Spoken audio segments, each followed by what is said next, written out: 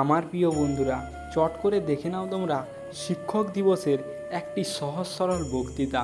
এই বক্তৃতাটা তোমরা সবাই স্কুল কলেজ সমস্ত জায়গায় ব্যবহার করতে পারো। এই বক্তৃতাটি একটি সুন্দর বক্তৃতা, সবার মন জয় করার মতো ও মঞ্চে করতালি ভরে যাওয়ার মতো বক্তৃতা।